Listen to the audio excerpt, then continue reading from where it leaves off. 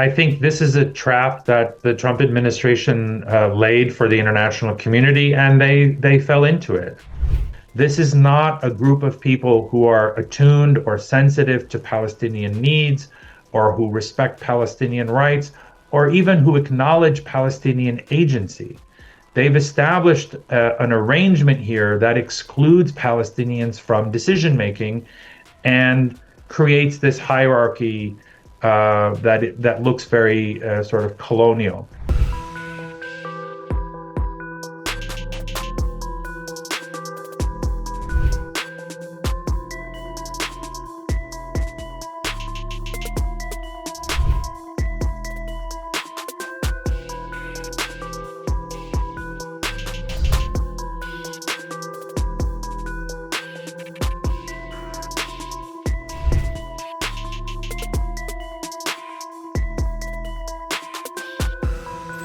After several months of advocating peace and claiming to have stopped 8 deadly wars, global peacemaker Donald Trump and his administration announced a body to oversee Gaza's reconstruction, known as the Gaza Board of Peace.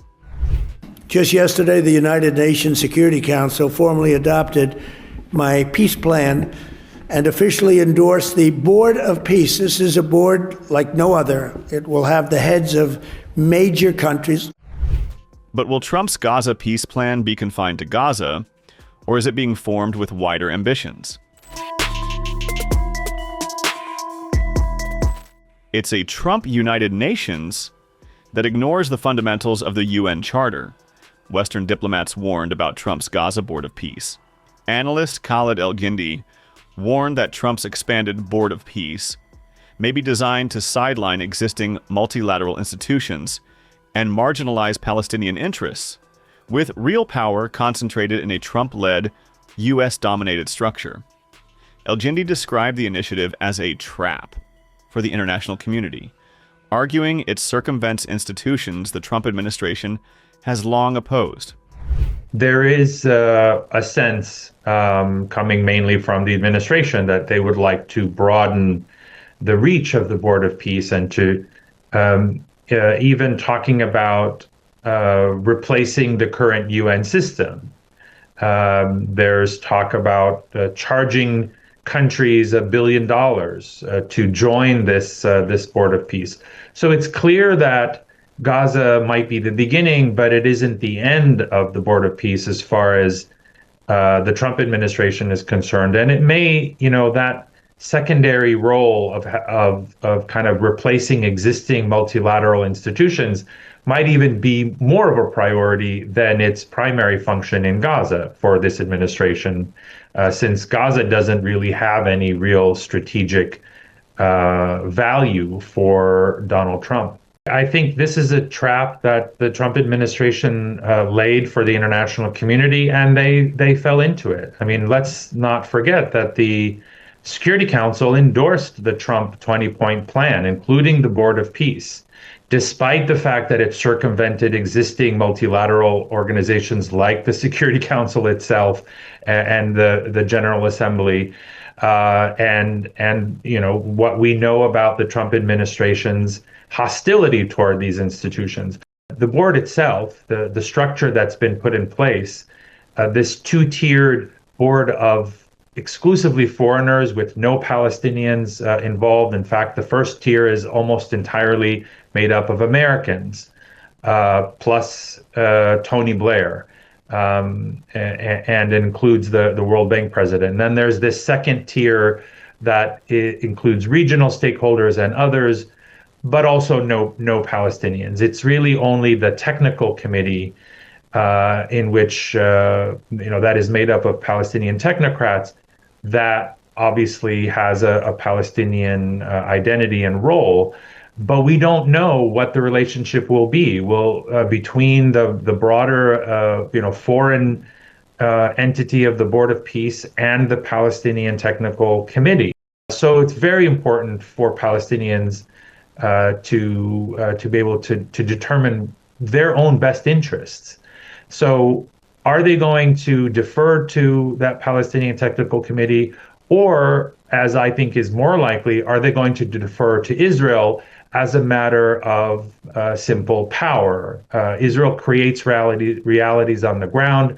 Israel has objected to the Palestinian Technical Committee. They clearly have other designs that are not about stabilization and reconstruction in Gaza. And so there's going to be that tension. Who are they going to listen to? Israel, which holds most of the cards, or the Palestinian Technical Committee that has Palestinian best interests at heart? So their priority is to destroy Hamas, and not to govern Gaza or to stabilize Gaza. And in fact, those two missions are in conflict. So where will the Board of Peace land? Will they adopt Israel's definition of stability, which is to restrict aid or to condition aid on compliance with its own terms, to use aid as a weapon, to promote forces that are basically at odds with the Palestinian interest. Tony Blair is someone who has a long history with the Palestinians, and he's not well regarded, not just in Gaza, but also in the West Bank. Never mind Hamas, Fatah people who run the Palestinian Authority in Ramallah are also not terribly fond of Tony Blair because of his track record as Quartet Special Envoy. They see him as someone who essentially does Israel's bidding. The Trump administration itself has demonstrated a good amount of hostility toward not just Hamas, obviously, but even the Palestinian Authority and to Palestinians themselves. This is not a group of people who are attuned or sensitive to Palestinian needs, or who respect Palestinian rights, or even who acknowledge Palestinian agency. They've established an arrangement here that excludes Palestinians from decision-making and creates this hierarchy that looks very sort of colonial. Let's look at the pattern which indicates that the Gaza Board of Peace is meant to work the Trump way and not the other way around. Invitations were sent to the leaders of several countries to join Trump's Board of Peace, including Canada, Turkey, Egypt, Paraguay, Argentina, India, Pakistan, and others. While close ally Hungary accepted the invitation immediately, Argentina and Paraguay expressed gratitude and excitement upon receiving the invitation to work with Trump to build lasting peace in the world. While some leaders were elated by the invitation, Canadian PM Carney, the UK's Starmer, and Russia's Putin chose to weigh the specifics while vowing to do their part toward Gaza peace. Why are you accepting President Trump's invitation to join his Board of Peace? Is it acceptable to pay $1 billion to be a permanent member? And as well, do you have any concerns that this board could undermine the UN system? Well, a couple of things there. One is that there is a humanitarian tragedy in Gaza that is ongoing. And Canada will make every effort possible to address the situation and provide, at first step to alleviate stop the suffering, the intensification of the suffering, alleviate the situation, provide humanitarian aid, stabilize, ultimately move towards peace and a two-state solution. So we will explore every avenue in order to do that.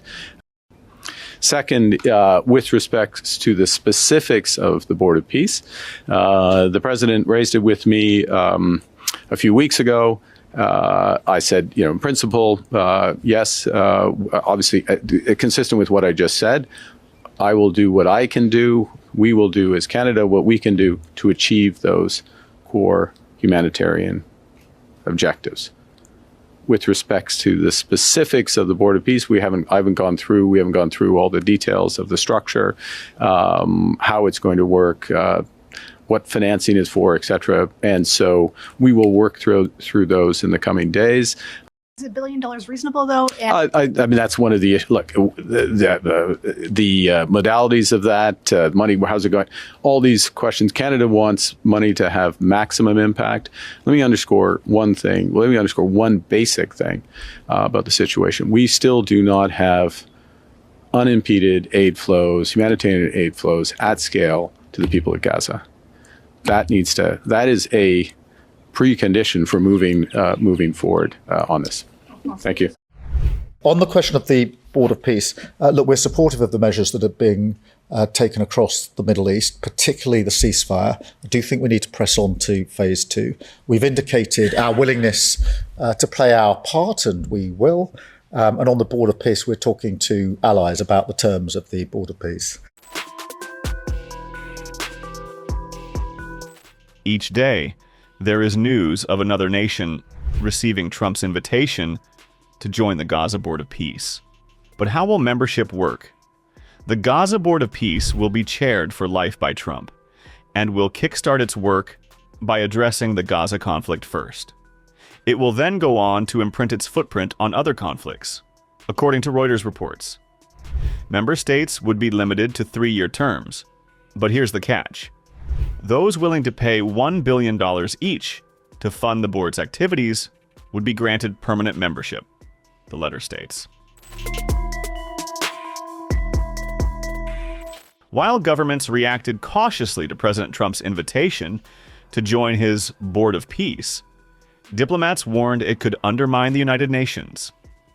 Although the UN Security Council authorized a limited, Gaza-focused mandate for the Board of Peace through 2027, Russia and China abstained, citing the lack of a defined UN role.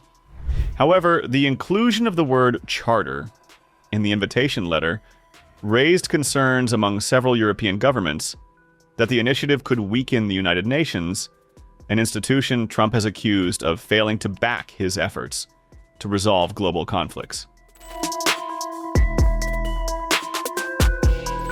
While Trump sent invitations to world leaders, he created the Board of Peace, naming himself chairman and appointing an executive board dominated by Americans. Secretary of State Marco Rubio, Steve Witkoff, Robert Gabriel, Jared Kushner, World Bank head Ajay Banga, billionaire Mark Rowan, and former British Prime Minister Tony Blair. But the board was initially expected to include world leaders, overseeing an international force to govern and demilitarize Gaza under a UN-backed mandate. As Trump's Board of Peace takes shape, the real question is, will it deliver what it claims, lasting peace, or reshape global power play in one man's image?